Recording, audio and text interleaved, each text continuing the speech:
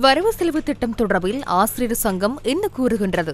விசேஷமாக நாங்கள் கடந்த காலம் போராட்டம் ஆசிரியர் அதிபர்களோட சம்பள முரண்பாடை தீர்க்க சொல்லி. அப்போ இந்த வரவு செலவு திட்ட உரையில் ஜனாதிபதி அன்றகுமார திசாநாயக சொன்ன காரணம் தான், ஒரு காரணத்தை கொண்டும் சம்பளத்தில் நாங்கள் இந்த இதுகளை பற்றி பேசுறது இல்லை. நாங்கள் சம்பளத்தை அதிகரிச்சிருக்கோம். அரசு ஊழியர்கள்ட்ட 2025ஆம் ஆண்டு 2027 மட்டும் இந்த அதிகரிப்பு இருக்குது. நாங்கள் 110 பில்லியன் ஒதுக்கியிருக்கிறோம். அந்த சம்பள அதிகரிப்பு அரசு ஊழியர்கிட்ட சம்பள அதிகரிப்பு அடுத்த கட்டம் வரும்ட்டு. ஆனால் ஆசிரியர் அதிபரோட சம்பள முரண்பாடு சம்பந்தமாக ஒரு பேச்சும் இல்லை.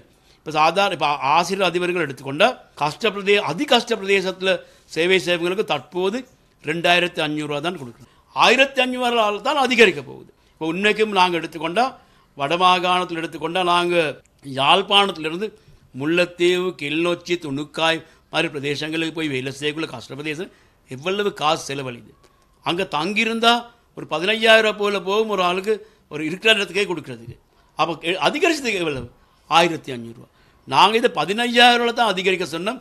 1500 ரூபா சொல்கிறது ஒரு பொருத்தமான கணக்கு இல்லை.